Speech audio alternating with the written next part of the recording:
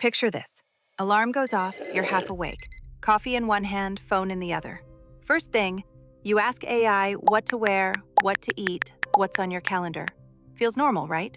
Then, ping, inbox. Subject line, company update.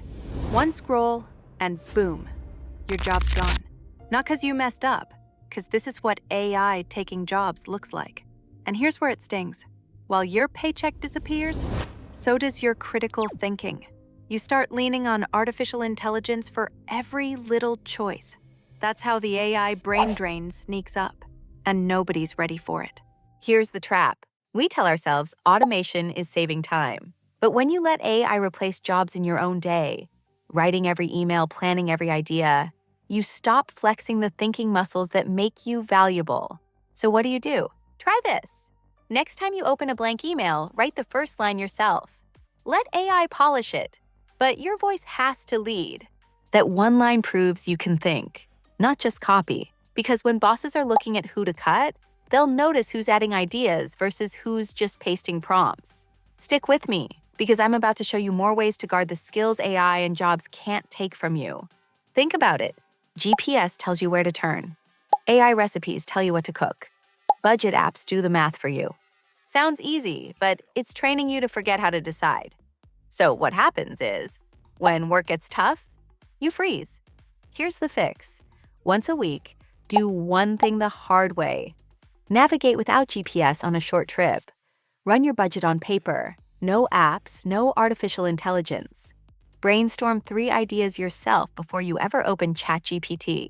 It feels small, but these are the reps that keep your brain sharp. Lose that habit, and suddenly you're not just facing AI job loss 2025. You're facing yourself with nothing left to offer. And here's where the future of work AI flips. Machines can calculate faster, write cleaner, even code quicker. But here's the catch. They can't do human touch. They don't tell stories that move people. They don't look a client in the eye and build trust. They don't comfort a friend who's scared. Those skills, that's your moat. So how do you train that muscle? Tell a story at dinner without looking at your phone. Negotiate your phone bill instead of clicking chat support. Ask a coworker for feedback in person, not just through Slack.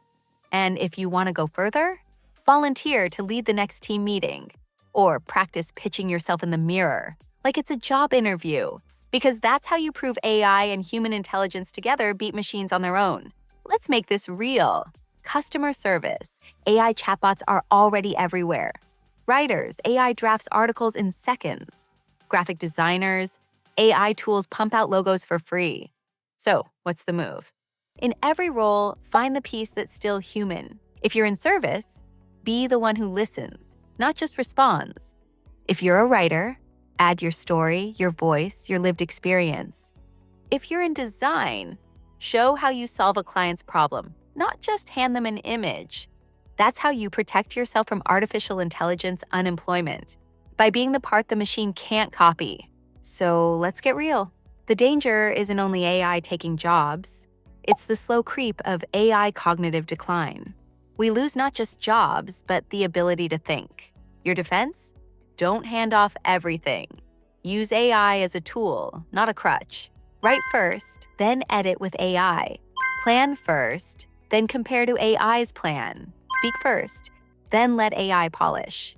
Because the impact of AI on society isn't about gadgets.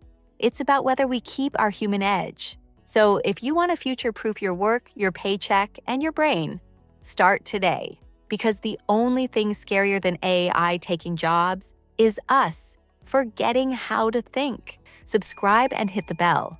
Stay smart, stay safe,